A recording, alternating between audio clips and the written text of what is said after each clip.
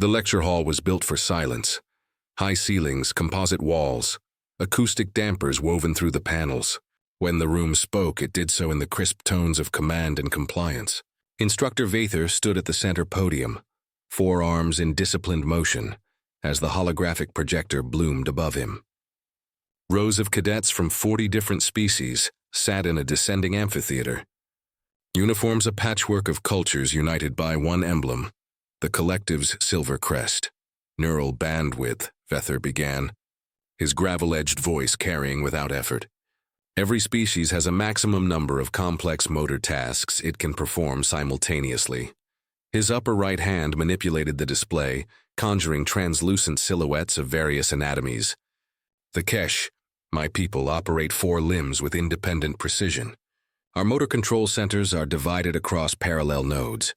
He flexed each arm in turn, the motion smooth and deliberate. For the Hinari, whose nervous system is distributed across their wings, the number rises to 7. Several bird-like cadets shifted, feathers rippling in self-satisfied acknowledgement. For bilateral species, Vather continued, the limit is 1. Dreth, Corvin, Vin, and yes, Terran, one primary focus at a time. Attempts to exceed this result in degraded accuracy, slower reflexes, and increased self-injury rates. These are not theories. These are facts confirmed through 4 centuries of cross-species testing. He paused to let the data scroll across the holographic wall. Charts, percentages, lines of cold confirmation. In the back row, Officer Candidate Kane sat with the relaxed posture of someone who wasn't defying authority, merely waiting for it to finish talking. Her eyes stayed on the display, unreadable. Average height, standard issue uniform, brown hair pulled back to regulation. Nothing about her stood out, which in Vathar's experience made her the most dangerous kind of Terran. He gestured again. In short, 1 weapon, 1 focus. Dual wielding among bilaterals is fantasy. Every study, every neural model confirms it. Mastery lies in unity of motion, not division of thought. Kane raised her hand. The gesture was small, but it drew every gaze. Humans had a way of doing that, interrupting gravity with quiet gestures. Officer Candidate, Vather said. Her voice was calm. Permission to ask a question about historical data, sir. Vather felt 2 of his arms cross over the others, an unconscious Kesh motion that meant, this will be entertaining. Proceed. In your research on bilateral limitations, she asked, did you include Terran martial systems that used paired weapons? A ripple of amusement moved through the hall. Cadet Thros, a violet-scaled Corvin, muttered, this should be good. Vather brought up a new slide with brisk precision. Yes, Terran mythology contains numerous depictions of dual-weapon combatants. Samurai legends, gladiatorial spectacles, entertainment media. None withstand scrutiny. The supposed efficiency of dual-wielding collapses under recorded combat data. Every credible analysis concludes such techniques were either ceremonial or cinematic exaggerations. With respect, sir, Kane said, that's incorrect. The temperature of the room seemed to shift. Few cadets straightened, sensing the line being crossed. Incorrect. Vather repeated, his tone neutral. Kane stood, hands behind her back. Historical evidence from multiple Terran cultures demonstrates functional dual weapon systems. Miyamoto Musashi's Niten Ichi Ryu, Roman de Macaris gladiators, Filipino eskrima, and the European rapier and dagger schools. These weren't myths. They were combat disciplines refined through practical experience and preserved through instruction for centuries. Documented by humans, Vather countered, who have an extraordinary cultural bias toward romanticizing violence. Documented by humans, Kane corrected evenly, who killed other humans using those techniques, then codified them into repeatable systems. Ineffective methods don't survive centuries of refinement. A rustle of feathers and scales filled the room. Cadet Srill, a Hinari mathematician with a voice like fluted glass, said, but the neural load calculations still don't fit. The Terran brain can't support parallel motor programs. Have you ever scanned a Terran brain, Cadet Srill? Srill hesitated. No. Then you're referencing averages, Kane said. Not possibilities. Vather raised a hand. Officer Candidate Kane. Are you suggesting that human neurology is exempt from the same physiological laws governing every bilateral species? No, sir. Her tone didn't change. I'm suggesting that maybe those laws aren't complete.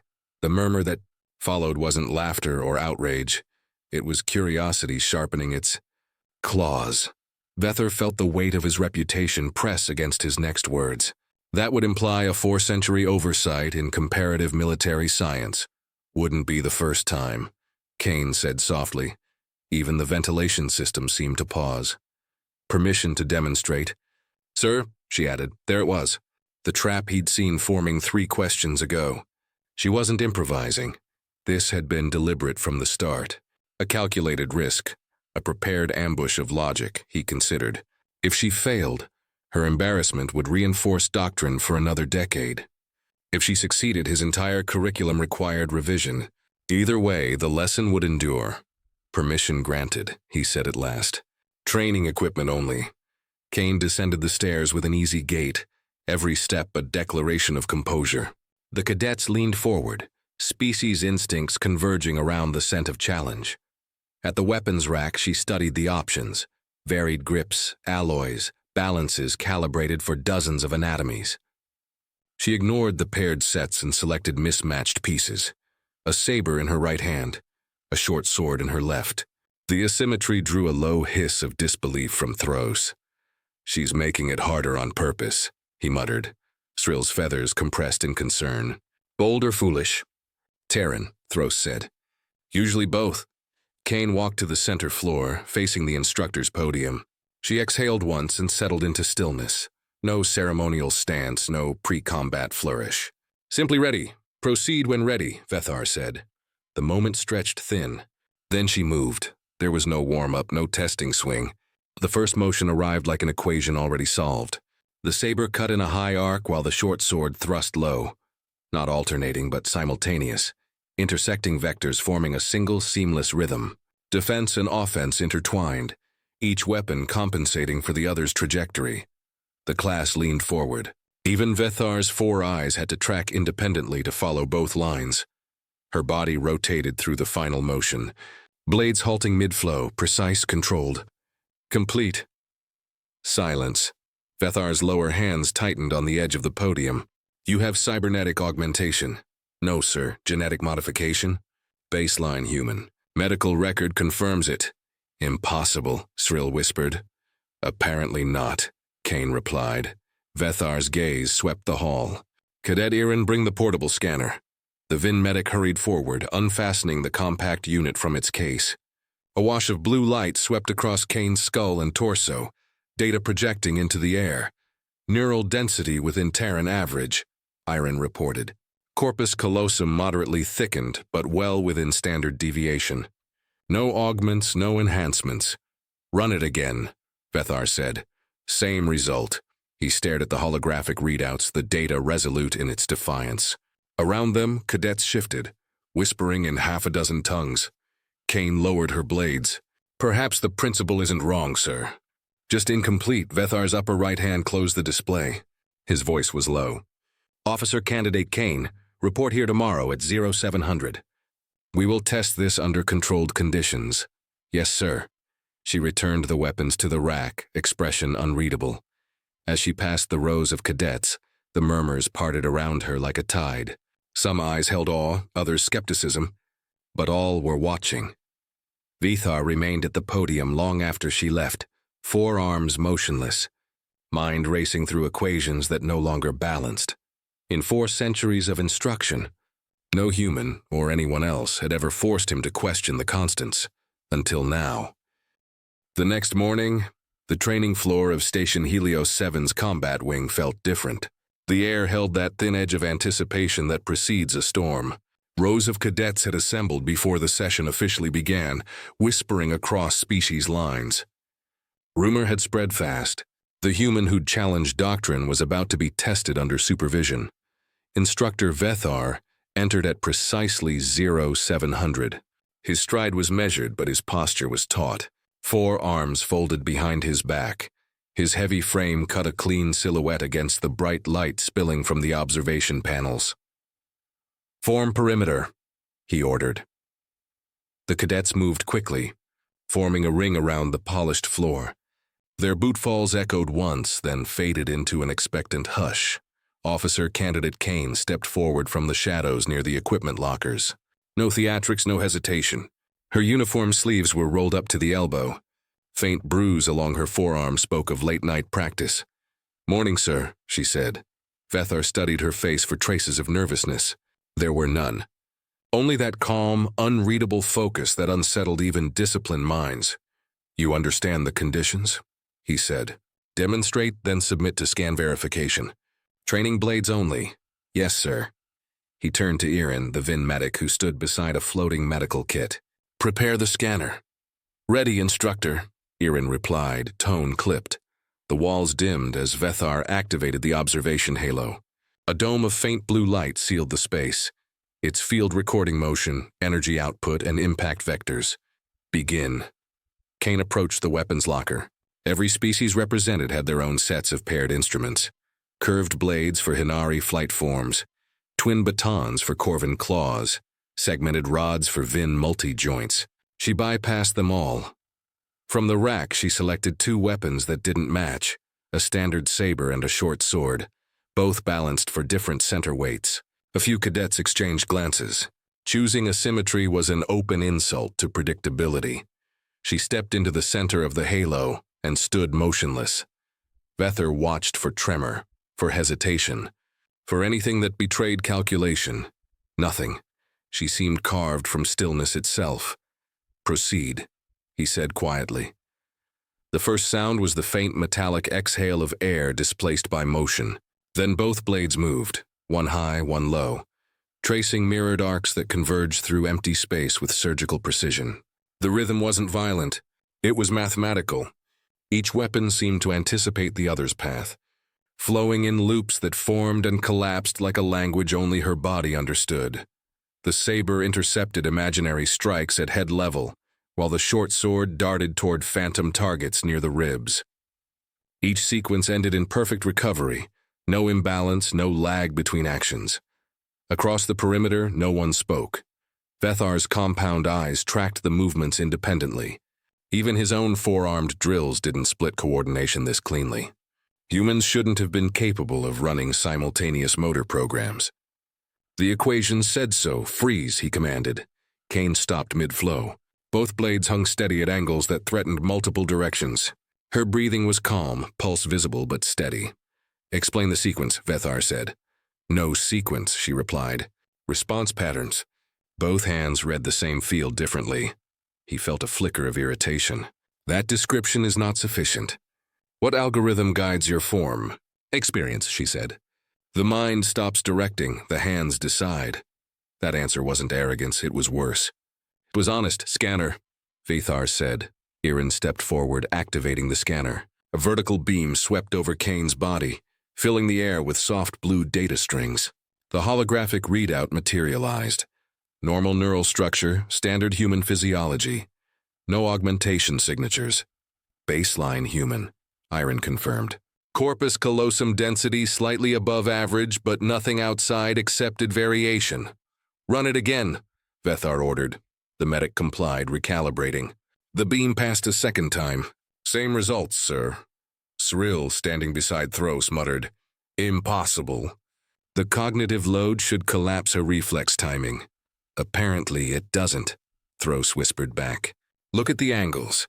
"She's reading 4 trajectories at once." Vethar ignored them. "Officer Candidate Kane, prepare for sparring assessment." "Yes, sir." He crossed to the locker, selecting 4 identical training short swords. The weight distribution was balanced, the edge harmless but heavy enough to deliver force feedback through the protective fields. "Rules," Vethar said. "Training intensity only. First touch wins." Kane nodded. They faced each other across 3 meters of open floor. The dome sensors brightened, locking onto both combatants. "Begin." Vethar attacked first. 2 blades high, 2 low. Standard Kesh opening. Overwhelm with simultaneous vectors.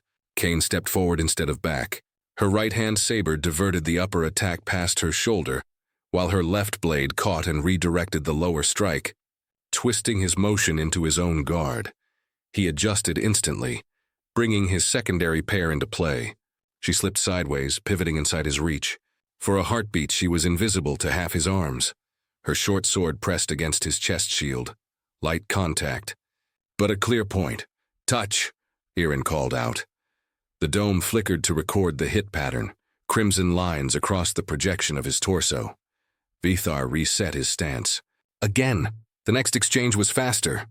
His attacks came staggered, unpredictable, breaking tempo every third strike. Kane adapted seamlessly, her blades no longer reacting, they anticipated. She wasn't fighting his movements.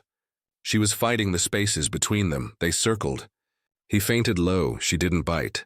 The saber parried high. The short sword cut a diagonal line under his guard. Two of his blades countered, but she rolled her wrists, redirecting momentum so that his own weapons collided. The shock reverberated through his limbs. In the same motion, she reversed direction, both blades halting a centimeter from his throat. Touch, Irin confirmed again. Vethar stepped back slowly. For a long moment, the only sound was his controlled breathing. The cadets were utterly still. Explain, he said. Kane lowered her blades. Every muscle remembers patterns, you stop interrupting. The brain calculates possibilities, but reflex learns certainty. That's not a mechanism, he insisted. It's practice, she said. Years of it. The trick isn't control, it's trust. He looked at her hands. They were steady, unshaken. She wasn't exhilarated by victory.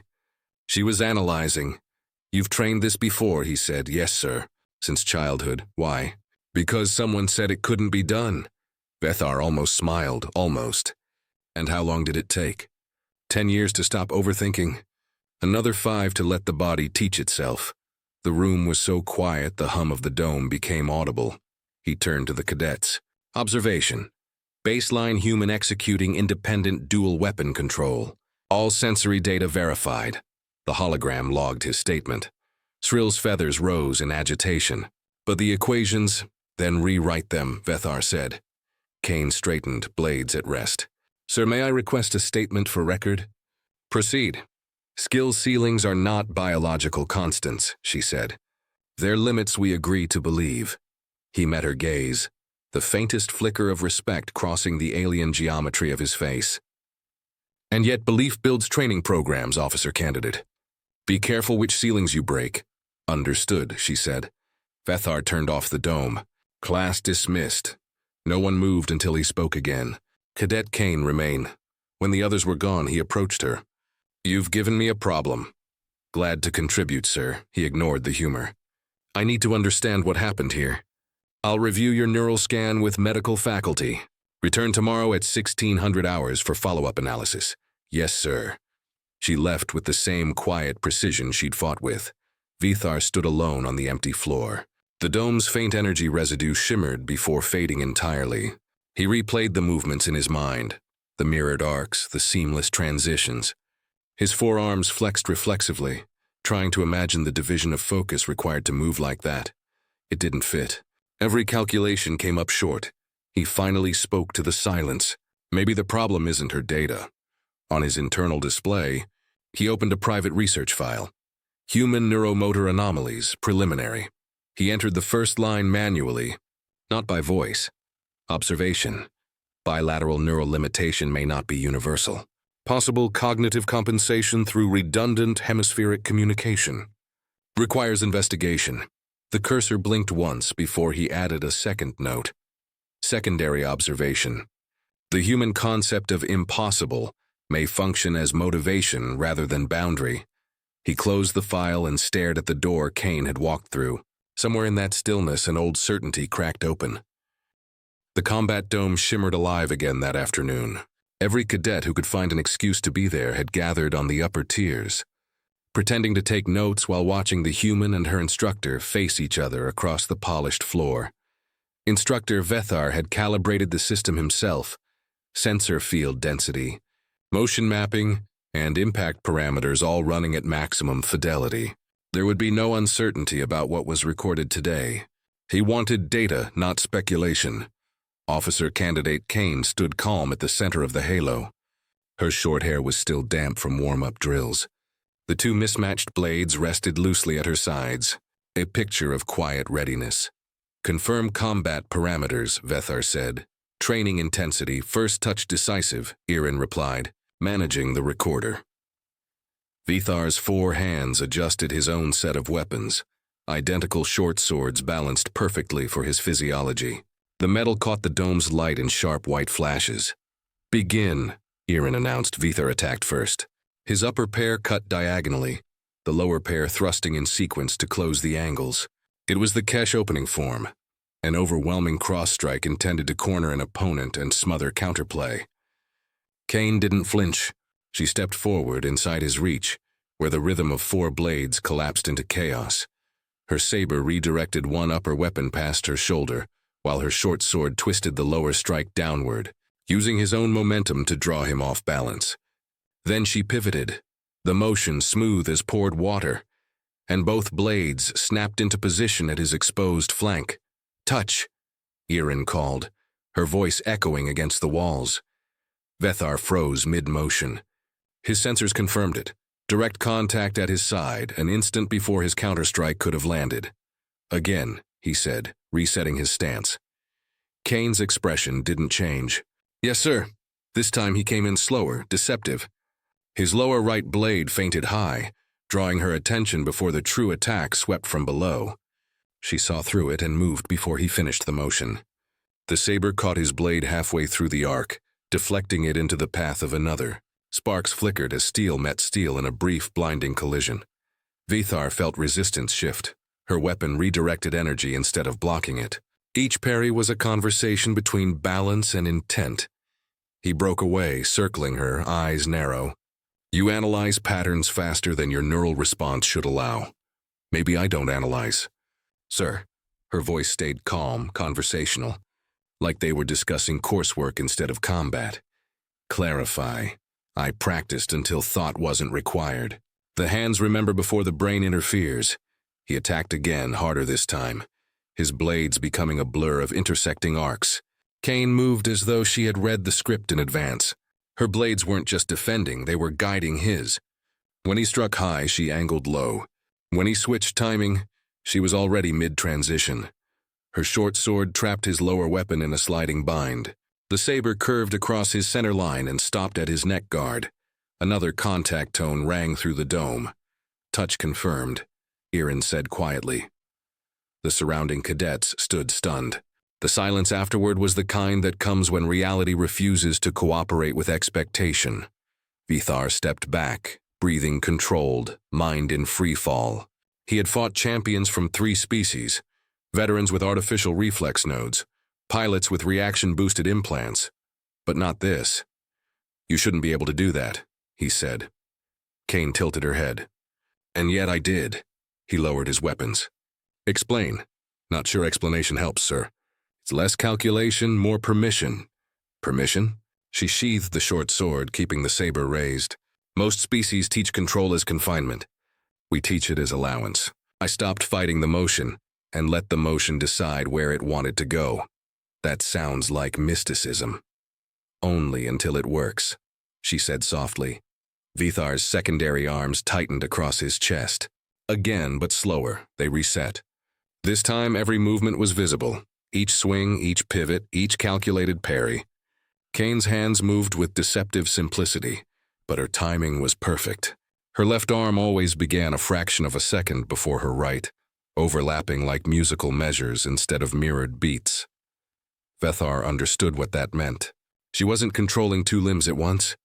She was alternating micro-control faster than conscious thought could manage, the hemispheres of her brain working semi-independently. When the final pass ended, both weapons halted inches apart. Vethar looked down. One of his blades rested against her shoulder guard. Harmless but victorious. She smiled faintly. Touch, Irin confirmed. Kane stepped back. Finally balanced, sir. Vethar exhaled slowly, the gesture carrying weight. Not luck then. No, sir. Pattern alignment. You adapted. He deactivated the dome field. The light faded, leaving only the soft hum of ventilation. Around them, cadets whispered in disbelief.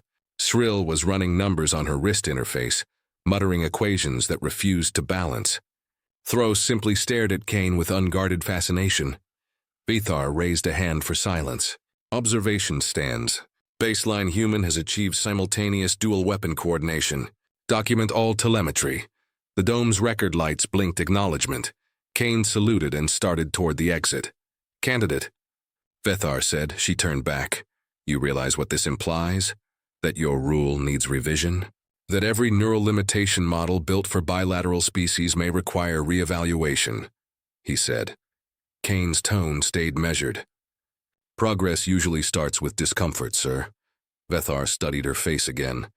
No arrogance, no triumph. Just the calm of someone who had expected the result long before anyone else had believed it. Report to the medical department at 1400, he said. We're running extended neural scans. I want structural imaging, not just surface readings. Yes, sir.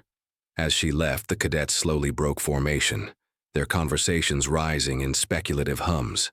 Vethar remained on the floor. The data replay looped in his visor. Trajectories, neural lag times, heart rate metrics. The results were undeniable. He should have been irritated. Instead, he felt something unexpected. Curiosity. He walked to the center where Kane had stood. The scuff marks from their engagement still traced across the surface in faint patterns. He followed them step by step, replaying her movements in his mind. Her spacing had been precise to the millimeter, every pivot exploiting geometry rather than strength. She had treated combat as mathematics embodied, angles and probabilities rendered through motion. He activated his wrist pad and opened a private file. Preliminary findings, Terran motor anomalies. He recorded a single sentence. Subject demonstrated autonomous limb sequencing, suggesting semi-independent hemispheric execution. The phrasing felt inadequate. He erased it and wrote again. Human coordination may rely less on efficiency than on creative redundancy. He considered that line, then added one more. Possible correlation between Terran adaptability and cultural tolerance for failure. It wasn't scientific, but it felt true. As he closed the file, Shrill approached cautiously. Sir, what is it, cadet? The other cadets are asking. Will this change the curriculum? Not yet, he said. Not until I understand how it works. And if it can't be explained? He looked at the door Kane had disappeared through. Then perhaps it only needs to be understood. Shrill hesitated, feathers half raised in puzzlement, then withdrew. Alone again, Vethar deactivated the safety systems and holstered his blades. The silence that followed wasn't emptiness, it was pressure. Something fundamental had shifted. The old certainty that biology defined possibility no longer held. He turned toward the exit. Beyond that door waited reports, administrators, and questions about discipline and decorum. He would handle those later. For now, he had one thought circling in his mind like a mantra. She didn't prove me wrong, he realized. She proved the question wasn't finished. The instructor left the combat dome without another word, his footsteps fading into the corridors of Helios 7, echoes of a doctrine beginning to fracture. The archives of Station Helios 7 never slept. They hummed quietly in perpetual stasis, thousands of holographic records suspended in sterile light. Instructor Vethar stood at the center terminal, 4 hands moving across layered controls, summoning centuries of data into orbit around him. Every projection he called up contradicted what he had seen in the dome. Neural efficiency graphs, motor coordination matrices, cross-species comparative charts. All of them concluded the same thing. Bilateral organisms could not sustain dual independent combat tasks without catastrophic cognitive interference. Yet a single human cadet had disproved it in less than 2 minutes. He expanded a file labeled Historical Martial Systems, Terran, Pre-FTL Era. Images materialized, grainy footage of ancient fighters, annotated diagrams, motion captures converted from primitive recordings. He watched them one by one. Miyamoto Musashi, 17th century Earth, wielding a long sword and a short blade in tandem. Roman Dimikari gladiators moving with mirrored strikes in sand-filled arenas. Filipino Eskrima practitioners flowing between sticks and blades like extensions of a single idea. European fencers pairing rapier and dagger, maintaining dual lines of attack and defense with mathematical rhythm. None of it was myth. These were verified training methods, surviving centuries of practical refinement. Vethar leaned closer to the display, the light reflecting in his 4 pupils. All bilateral, he murmured. All impossible. He pulled up another holographic layer, isolating physiological data from Terran specimens. The average human brain glowed in spectral blue, 2 hemispheres connected by the dense bridge of the corpus callosum. The neural models showed communication between hemispheres that was orders of magnitude higher than any other bilateral species. He ran a simulation of combat reflex loops. Normally, the data would bottleneck at the motor cortex, a natural safeguard against overcommanding muscle groups. In the human model, feedback signals overlapped chaotically, rerouting themselves through multiple redundant pathways. It wasn't elegant. It was excessive, like a machine designed by trial and error rather than logic. A voice interrupted his concentration. You look like someone just discovered gravity was optional. Dr. Thaird stepped into the light. Her bioluminescent markings pulsed faint gold, matching the sterile glow of the archive walls. A VIN researcher, she moved with the self-assurance of someone accustomed to being right. Vethar didn't turn. You saw the report. I saw the data, she said, circling the display. You ran her scans 3 times. Baseline human unmodified. And yet she outperformed neural limits by a factor of 4. That tends to get my department's attention. Vethar gestured toward the suspended charts. Every theory on motor constraint is based on efficiency. Human brains are the opposite. They're redundant to the point of dysfunction, which is exactly why they can do this, Thaird said. She expanded the brain model, zooming into the web of connections linking both hemispheres. See this? The corpus callosum. Most species treat interhemispheric communication as maintenance traffic, just enough to synchronize motion. Humans flood it with chatter. Half the data is unnecessary crosstalk. Vethar frowned. That should degrade performance. It does, she said cheerfully. Until it doesn't. Their chaos creates parallel pathways, 2 partially independent systems, each capable of running procedural routines while cross-referencing feedback. Not efficient, but flexible. Vethar folded his upper arms. They're not supposed to function like that. It's biological waste. That waste is their advantage. She flicked a control. A new set of scans appeared. Musicians, athletes, surgeons. Look here. Pianists performing complex pieces, each hand executing independent rhythms, different melodies. Artists drawing 2 separate images simultaneously, juggling patterns beyond computational predictability. All bilateral, all trained behavior. They call it muscle memory. We'd call it distributed subroutine execution. He studied the data, silent for a long moment.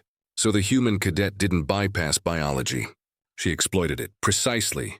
Thaird's tone softened, almost admiring. They don't optimize. They improvise. Their nervous system is a redundancy web that learns to cooperate with itself through repetition and failure. It's not elegant, but it adapts faster than logic. Vethar brought up a split-screen comparison of a Kesh and a human motor scan. We evolved for control. They evolved for correction, Thaird nodded.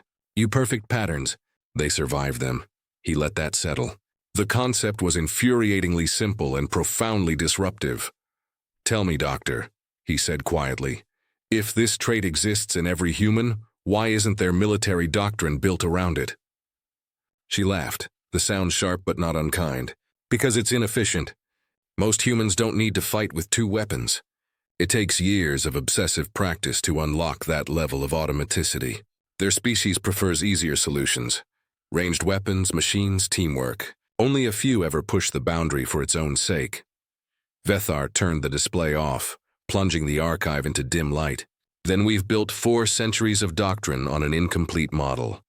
That's usually how doctrine starts, Thaird said, with someone assuming the rules are finished. He regarded her carefully. You sound almost pleased. I'm a scientist, she replied.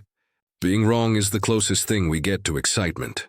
Vethar paced the narrow aisle between shelves. If this principle can be trained, then other species could replicate it.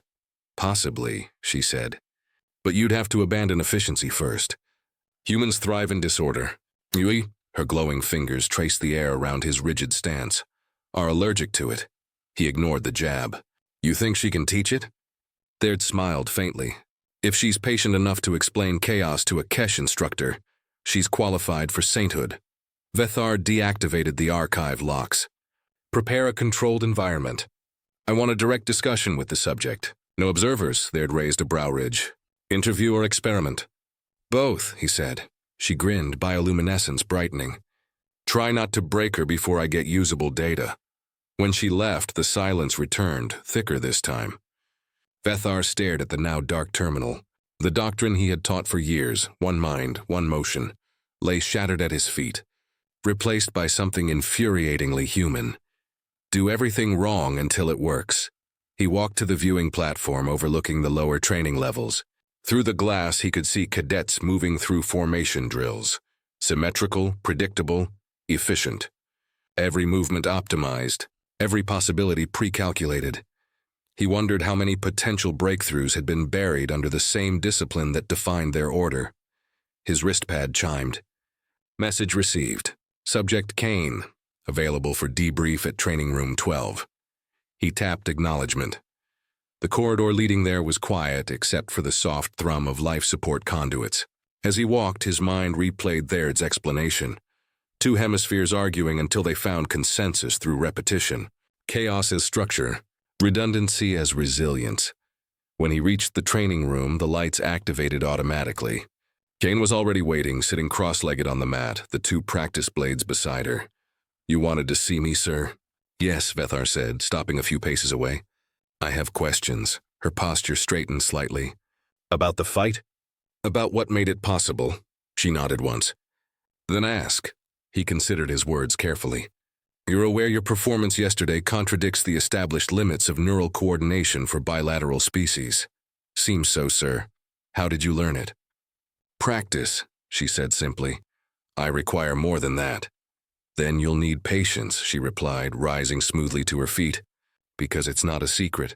It's repetition until instinct replaces instruction. Instinct is reaction, he countered. Your movements were anticipation. Because I stopped separating them, Kane said. She lifted both blades, crossing them lightly. Left learns what right forgets. Right corrects what left misjudges. They talk to each other through motion until thought becomes interference. Vethar watched closely. You're describing interhemispheric delegation. I'm describing listening to your own hands, she said. That phrasing struck him harder than data could. He exhaled slowly. Dr. Thaird believes your species neurology grants you a unique advantage. Kane lowered the blades. It's not advantage. It's tolerance for failure. We break things until something works, including ourselves. The room fell quiet. For the first time since the lecture, Vethar felt the full weight of realization. Humanity didn't defy laws, they discovered which ones could bend. Tomorrow, he said finally, we begin controlled training. I want to see if it can be taught. Kane sheathed her blades. Then I'll see you at dawn. As she left, Vethar stood alone again, the hum of the lights echoing faintly against the walls. The archives had given him proof. The cadet had given him purpose.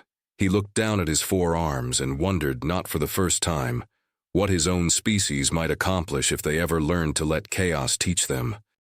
Training Room 12 was silent, except for the hum of the air regulators. Its walls were lined with adaptive light panels that shifted in color, depending on heart rate, motion, and environmental tension. This morning they glowed a calm white blue. By the end of the session, Vethar suspected that color would change. Kane was already there when he arrived.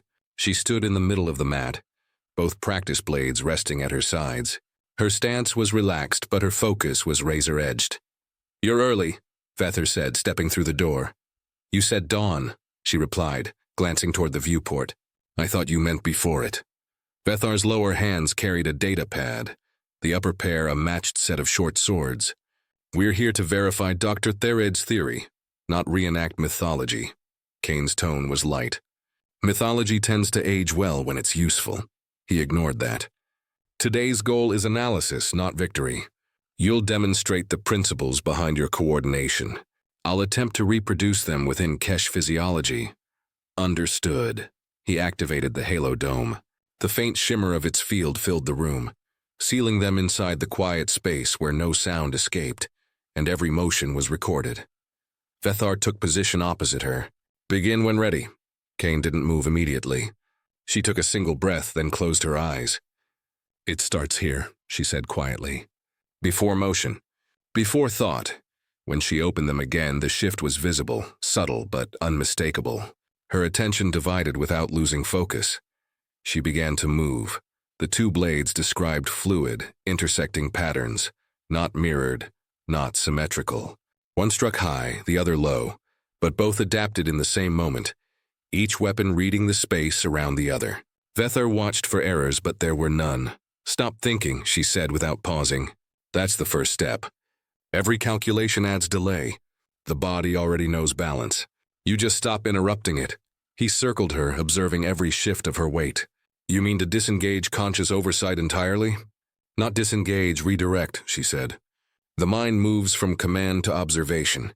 It watches instead of instructing. Her right blade feinted high. Her left intercepted an imaginary counterstrike. Each motion adjusted with instinctive precision. Vethar studied her, then mirrored the stance. His forearms positioned themselves into dual attack configurations, each upper-lower pair moving in trained coordination. Show me the baseline sequence again. Kane repeated it slower this time. Now don't chase the motion. Feel the timing. Let your arms act before the brain argues, Vethar tried. The result was chaos. His upper blades nearly collided, the lower pair compensating too late. The dome registered 4 near-self strikes in the first 5 seconds. Kane hid a smile. You're thinking too cleanly. I'm thinking efficiently, he said through gritted teeth. That's the problem, she replied. You were trained to perfect form before variation. Humans train through error until form emerges. We fail forward. Vethar reset his stance. Your method sounds like ritualized accident. That's not wrong, she said. But the pattern you call accident is how new systems form. He attacked suddenly, testing her reflexes. Kane reacted without hesitation. One blade deflected the first strike. The other redirected the second. The sequence ended with both weapons resting against his chest guard. Vethar stepped back. Your reflex hierarchy operates in parallel. You're not deciding, just responding. Exactly. She lowered her blades. Parallel reaction through layered memory. Each arm remembers separately. When both act together, they negotiate through experience. He frowned. And this can be taught? Not quickly, she said. Most people quit when it stops making sense. Baird's voice echoed faintly through the intercom above them. Recording pattern integration. Neural lock minimal. Instructor, attempt duplication again. Vethar sighed. Doctor, if you're watching, perhaps you can lower the commentary. Unlikely, she replied. He centered himself and began again. 4 blades, 2 sets of opposing instructions. For the first few moments it worked. The upper pair advanced, the lower pair defended, until his mind interfered. One hesitation, and the rhythm collapsed. Kane caught his forearm gently before the blades swung too close. That's what happens when you think you're in control. Vethar exhaled sharply. You make it sound like control is a flaw. Only when it becomes fear, she said. Humans call it overcorrection. The moment you worry about failing, you stop learning. He looked at her, really looked, and saw no defiance, only clarity. You learned this because someone told you it was impossible. She nodded. I was 13. My instructor said no bilateral species could dual wield effectively. I spent 10 years proving him wrong. 10 years? Failure takes time, sir. Vethar's expression softened for the first time. And you call that time well spent? Yes, she said. Because the work changed what I believed I could do. That's worth more than the result. For a moment, neither spoke. The dome pulsed faintly with their heartbeats. Vethar broke the silence. You said you stopped thinking and let the hands decide. Does that not risk losing strategic coherence? It risks rigidity less, she said. Strategy still exists, it just happens one layer higher. The conscious mind manages rhythm, not motion. Delegation between systems, he murmured. Each hemisphere managing discrete motor sets while the prefrontal cortex supervises tempo. Exactly, she said. Your people teach order. We teach adaptability. He nodded slowly. Perhaps both are incomplete without the other. Kane tilted her head. Then we both have something to learn. He reset his stance again, slower this time. She guided him through each movement. The first sequence failed. The second was better. The third, almost balanced. You're starting to hear the rhythm, she said. I hear dissonance, he replied. That's where progress hides, she said softly. By the 10th repetition, his arms no longer tangled. Two moved offensively, two defensively, each compensating for the other's timing. It wasn't natural yet, but it was stable. Their's voice cut in again. Instructor, your synchronization is improving. Neural interference decreasing by 11%. Thank you, Doctor, Vethar said dryly. Kane smiled. You're adapting faster than most. 4 limbs help, he said. Only if you stop telling them what to do.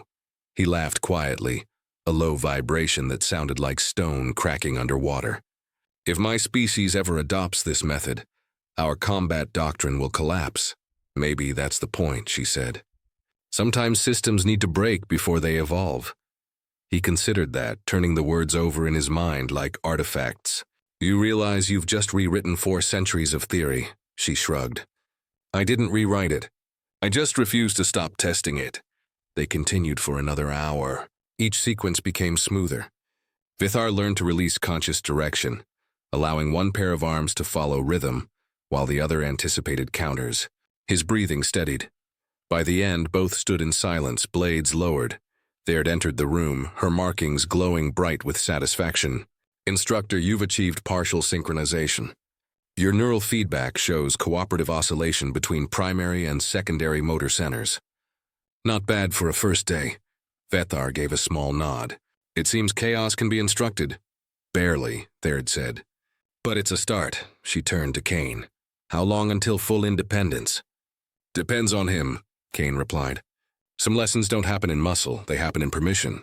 Therd grinned. You humans and your philosophy, Kane sheathed her blades. Philosophy keeps us from mistaking theory for truth. Vethar deactivated the dome. The light panels dimmed to a soft amber. Doctor, prepare a report for the Academy Board. This needs to enter review. They'd raised an eyebrow. That fast? Delays kill progress, he said. Kane looked at him with faint approval. You're starting to sound human, sir. He gave a quiet chuckle. If that's the cost of accuracy, I'll pay it.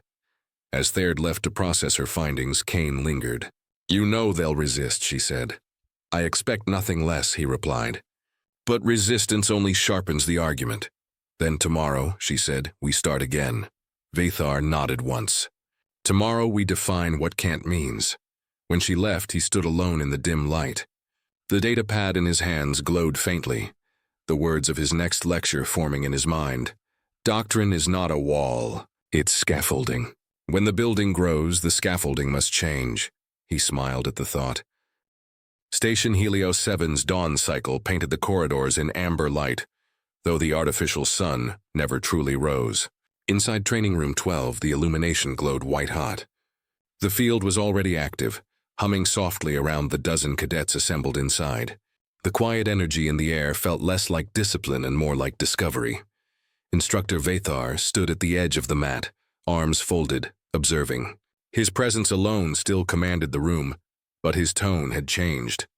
He no longer sounded like an enforcer of doctrine. He sounded like someone rewriting it. Today, he said, we test adaptability. The objective isn't victory, it's variation. Ignore symmetry. Seek flow. The cadets exchanged uncertain glances. None of them had ever been told to ignore precision before. Kane stepped forward, twin blades in hand. Pairs only, she said. Different species, different strengths. Learn each other's rhythm, then break it.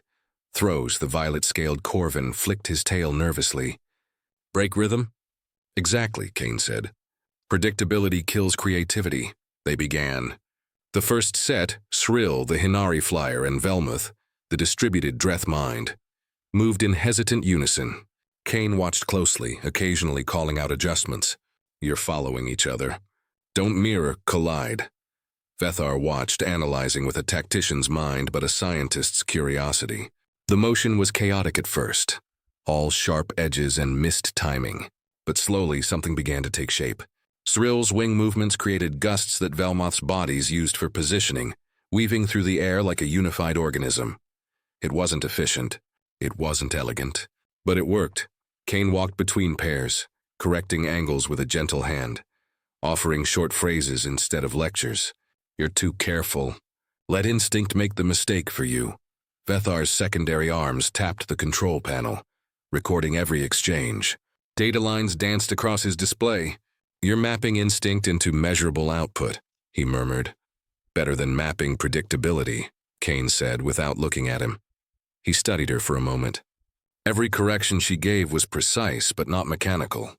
She didn't teach technique, she taught permission. Across the room, Thros hesitated before his turn. His species' physiology, thick scales, elongated limbs, and a heavy tail, wasn't suited for balance shifts. Dual wielding seemed absurd for him. Your limbs oppose your design, Vethar observed. Then he'll just have to redesign himself, Kane said. Thros exhaled slowly and stepped forward, gripping 2 training batons. His first attempt was clumsy. The tail lagged behind his body, throwing him off balance. Kane watched, silent for a few seconds, then said quietly, "You're treating your tail like a weight. Treat it like a weapon." He blinked, confused. "Weapon? Every limb can strike or balance. It's up to you which role it plays," Thros tried again. This time, when his batons swung forward, his tail whipped opposite to the motion, stabilizing his center of gravity. The strike landed cleanly against the practice dummy. A murmur rippled through the onlookers. Vethar nodded once. Functional adaptation confirmed. Thros grinned, scales brightening to a gold sheen. A Corvin sign of pride. The exercise continued. Velmoth's hive consciousness coordinated between bodies, forming a rotating triad of motion that defied traditional combat structure. Srill perfected mid-air counterstrikes using wing beats to propel sharp bursts of movement. Even Irin, the Vin medic, experimented with surgical precision, dual tools used like defensive blades. By the end of the second hour, the room looked less like a military academy and more like a laboratory of evolution. Kane lowered her blades. "You see what happens when you stop defining limits?" Srill's feathers flicked in acknowledgement. "It's unpredictable, but effective." "Exactly," Kane said. "Perfection isn't the goal. Adaptation is." Vethar turned toward the recording interface. Instructor's note. Cross-species trial confirms potential universality. Limitation may be cultural, not biological. He paused, then added quietly, "Recommend curriculum review." Baird entered as he spoke, her luminescent markings bright with approval. "You realize you're dismantling half the Academy's standardization protocols?" Vethar didn't look away from the screen. "Half, Doctor? Be optimistic. We're dismantling all of them," Baird smirked, finally speaking like a reformer. He faced her fully. "It's difficult to keep teaching limits after watching them dissolve." Kane overheard and approached. "That's the point, sir. The system only survives because no one questions the edges." Baird folded her hands behind her back. "You make chaos sound like a virtue." Kane smiled faintly. "Only when it produces order no one planned for." The Vin scientist chuckled softly. "You're dangerous. Only to rules that stop being useful," Kane replied. Vethar's voice was calm but firm. "We need to prepare the report for the Academy Board. They'll demand justification."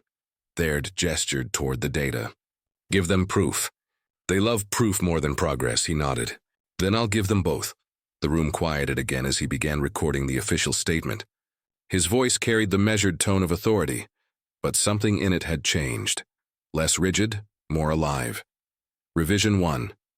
Subject: cross-species adaptability through procedural dissociation. Observation: the concept of neural limitation among bilateral species is demonstrably false. Evidence confirms coordinated parallel motion achievable through adaptive training and iterative error correction. He paused, eyes flicking toward Kane. Addendum: the most dangerous assumption in warfare isn't underestimating your enemy. It's assuming you understand yourself. He ended the recording. For a moment, no one spoke. The hum of the Halo field filled the silence. Kane broke it first. "That line should open your next lecture." Vethar glanced at her. "You think it will hold attention?" "It will hold thought," she said. "That's harder." He almost smiled. "Perhaps you should deliver it." "Not yet," she said. "They still think I'm the anomaly." "Better they hear it from one of their own." Baird tilted her head. "You're learning politics as fast as neurology." "Same skill set," Kane said. The room emptied slowly after that. the cadets leaving in quiet conversation. For the first time since the Academy's founding, they left not reciting rules, but questioning them. When the door sealed, only Vethar and Kane remained. The afterglow of training energy shimmered faintly across the floor. He looked at her. "You've forced me to rebuild everything I know about instruction." She rested her blades against her shoulder. "Then it worked." He stepped closer. "Tell me, officer candidate, if humans can do this, bend their limits until the limits break, why don't they rule the galaxy?" Kane considered the question carefully. "Because ruling would require consensus, and we're terrible at agreeing on anything." "That sounds like weakness. It's the opposite," she said. "Consensus builds walls. Disagreement keeps us moving." Vethar studied her expression. She wasn't proud. She was certain. "You think chaos is strength?" "I think curiosity is," she corrected. "Chaos is just what happens when curiosity wins." He turned toward the terminal. "You've changed more than doctrine today, Kane. You've changed trajectory." "Only the angle," she said quietly. "The direction's still yours." He powered down the halo, the soft blue light fading into neutral white. The room felt smaller without its hum, but the silence carried weight. "Tomorrow," he said, "the board will call this reckless. Then you'll need to remind them that all progress starts that way." He nodded slowly. "And what will you do?" "Keep teaching," she said. "If they ban the method, we'll just call it history lessons." He laughed once, a deep sound that startled even him. "You're relentless." "It's a human condition." They left together, the corridor ahead bright with the false sunrise of the station's cycle. Behind them, the room powered down completely. Later that evening, Vethar sat at his console drafting the final version of the new training doctrine. The file name blinked on the screen. Axiom Revision 1.0. The final line he typed read, "Limitation is often consensus pretending to be law. When faced with proof to the contrary, rewrite the law." He saved the file and leaned back, 4 hands folded, eyes fixed on the glowing text. The words looked simple, almost too simple for what they represented. Yet he knew that simplicity was what made revolutions possible. Outside the viewport, the vast curve of the planet below caught the light of the artificial dawn. Somewhere within that quiet sphere, billions of humans moved through their own versions of discovery, breaking, failing, adapting. He understood now why the collective would never truly master them. Humans didn't conquer by power. They conquered by persistence. Behind him, the door chimed. Kane stepped inside, carrying 2 training swords. "You left these," she said. "Keep them," Vethar replied. She looked at the blades, then at him. "For teaching?" "For remembering," he said. "That even laws can learn," Kane smiled. "Then I'll keep practicing." As the door closed behind her, Vethar turned back to the viewport. Somewhere, deep in the archive's records, doctrine had just shifted from absolute to uncertain, and uncertainty, he realized, was the beginning of knowledge.